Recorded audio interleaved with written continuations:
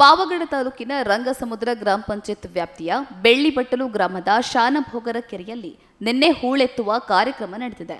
ಶ್ರೀ ಕ್ಷೇತ್ರ ಧರ್ಮಸ್ಥಳ ಗ್ರಾಮಾಭಿವೃದ್ಧಿ ಸಂಸ್ಥೆಯ ನಮ್ಮೂರು ನಮ್ಮ ಕೆರೆ ಹಾಗೂ ಕೆರೆ ಪುನಶ್ಚೇತನ ಯೋಜನೆಯಡಿಯಲ್ಲಿ ಈ ಕಾರ್ಯಕ್ರಮ ನಡೆದಿದ್ದು, ಶಾಸಕರಾದ ವೆಂಕಟರಮಣಪ್ಪ ಅವರು ಚಾಲನೆಯನ್ನ ನೀಡಿದ್ದಾರೆ. ಈ ವೇಳೆ ಅಭಿವೃದ್ಧಿ ಸಂಸ್ಥೆಯ ಅಧ್ಯಕ್ಷರಾದ ಚಂದ್ರಶೇಖರ ರೆಡ್ಡಿ, ಪ್ರಾದೇಶಿಕ ನಿರ್ದೇಶಕರಾದ ಬೆಂಗಳೂರಿನ ಶೀನಪ್ಪ, ಜಿಲ್ಲಾ ನಿರ್ದೇಶಕರಾದ ದಿನೇಶ್ ಪೂಜಾರಿ, ಯೋಜನಾಧಿಕಾರಿಯಾದ ಆರ್ ನಂಜುಂಡಿ ಸೇರಿದಂತೆ ಅನೇಕ ಗ್ರಾಮಸ್ಥರು ಉಪಸ್ಥಿತರಿದ್ದರು.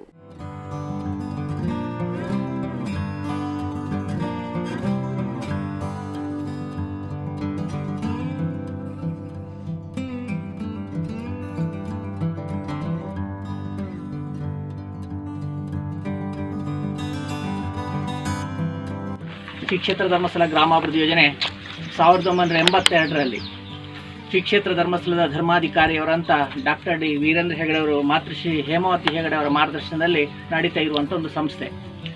ಪಾವಗಡ ತಾಲೂಕಿನಲ್ಲಿ ಸುಮಾರು 10 ವರ್ಷಗಳಿಂದ ಗ್ರಾಮಾಭಿವೃದ್ಧಿ ಕಾರ್ಯಕ್ರಮಗಳು ಇವತ್ತು ನಡೀತಾ ಇದ್ದಾವೆ. ಮುಖ್ಯವಾಗಿ ಸ್ವಸಹಾಯ ಸಂಘ ಚಳುವಳಿಯನ್ನು ಪ್ರಾರಂಭ ಮಾಡಿ ಪಾವಗಡ ತಾಲೂಕಿನಲ್ಲಿ ಈಗಾಗಲೇ ಸುಮಾರು 2500 ಸ್ವಸಹಾಯ ಸಂಘಗಳಿದ್ದಾವೆ. ಸುಮಾರು 20,000 ಮಂದಿ ಸದಸ್ಯರಿದ್ದಾರೆ.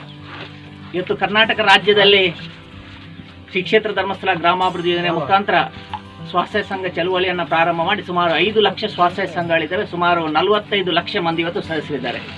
ಅವರಿಗೆ ಬದುಕನ್ನು ಕಟ್ಟಿಕೊಳ್ಬೇಕಂತೇಳಿ ಪೂಜ್ಯ ಧರ್ಮಾಧಿಕಾರಿಯವರು ಅನೇಕ ಜನ ಕಲ್ಯಾಣ ಕಾರ್ಯಕ್ರಮಗಳನ್ನು ಹಮ್ಮಿಕೊಂಡಿದ್ದಾರೆ.